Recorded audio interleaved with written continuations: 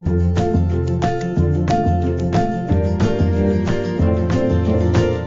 Ron Cates, and I've got some really great email marketing tips to share with you. But first, I want to start out with why even bother to do email? The reality is, today marketing has changed, and it's changed a lot. 40 years ago, if you had an ad in the newspaper, I read it, and I know that I read it because I read every page of the paper, front and back, every single day. I can't remember the last time I did that. The challenge is today, people communicate in so many different ways. You've got people on Facebook, on Twitter. Most still want to do email. Some still want direct mail print piece to arrive into their mailbox.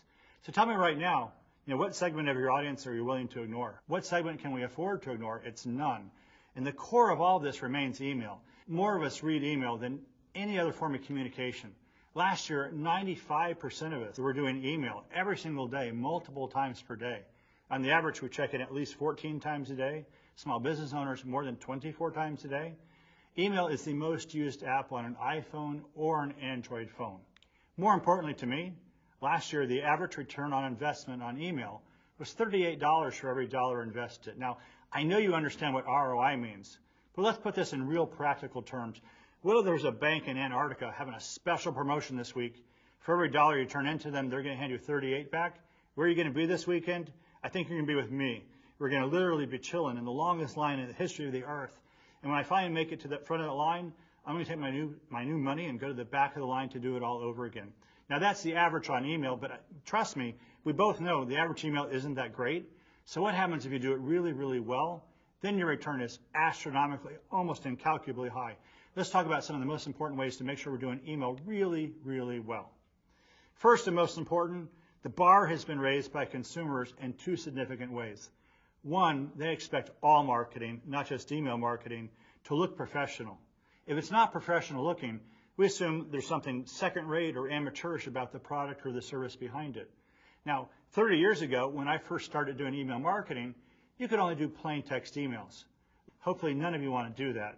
Today, there are services, Constant Contact, MailChimp, iContact, ExactTarget, that have templates. And you can just type or paste in your content, and you'll have something good looking in minutes.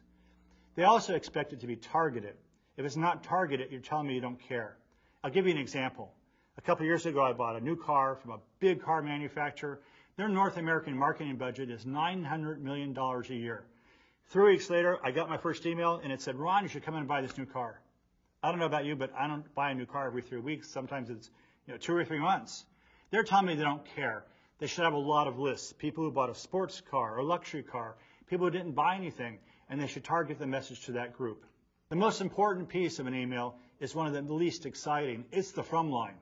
It turns out that more people decide whether to open an email or not based on the from line than anything else. About 60% of us decide to open it based on what the from line says. And you're thinking, well, it's from me. What options do I have? There are actually two pieces to from. There's the from name and there's the from email address. If you use Outlook and I send it to you, you'll see both. It's from Ron Cates. Then in brackets, my email address. The reality is not everyone uses Outlook. A lot of people still use America Online Webmail. America Online Webmail doesn't show the from name. It only shows the from email address. Other email software does the opposite.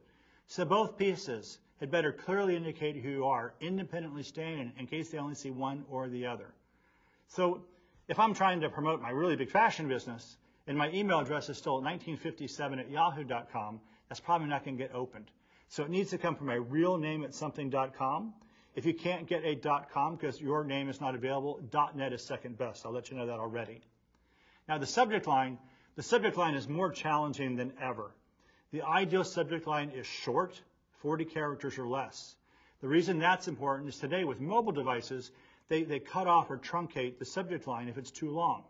Now, as you're counting characters, don't throw common sense out the window. If it gets cut off or shortened, does it become something silly? My favorite one, and I can't mention who it's from, but it's a big retailer, is winter fashions you can't afford to miss. In my outlook, that becomes winter fashions you can't afford. That might be truth in advertising. It's probably not the message they intended. So besides being short, it should have a call to action to it. Why should I open it right now? And more important than ever, a big study done last year shows us that about 31% of us are buying from an email when we didn't even open it, just on the subject line alone. I read that study. I was a bit skeptical, but then I saw it in action. I'm a serious tennis player. I'm not real good, but I'm very serious. And my favorite tennis store sent me this email. The subject line is 40% off clearance shoes this weekend. I didn't open it. I didn't click on anything, but I was in line Saturday morning, and I spent a few $100s on shoes. The ideal subject line will also have your brand in it again, if it'll fit. If your brand name is long, you have to let that go. I did a lot of pro bono work for YMCA of the USA. Their open rates had dropped tremendously. Their subject line was always the same. It was YMCA News, YMCA News. You change that to YMCA : 3 spring swim tips. Open rates go up by 60% because now I know what's in it for me. How long should your email be? How many images should you have? It should be short. The ideal email is going to be 3 photos or less, 20 lines of text or less. I don't want to read your long email ever, especially not on my mobile device. So make it simple. People are terrible when it comes to making choices. When it comes to clicks, click here to buy my stuff, the fewer the better. 1 gets great action, 2 gets less, 5 gets almost none. We're smart consumers. We know that you have more than one product, so you don't have to put all 48 of them into my email. You say, click here to see more stuff. Click here to see more of our new line. Click here to see more, and I can do that, and I can see everything that you have to offer. It's always better doing it that way than having a long email.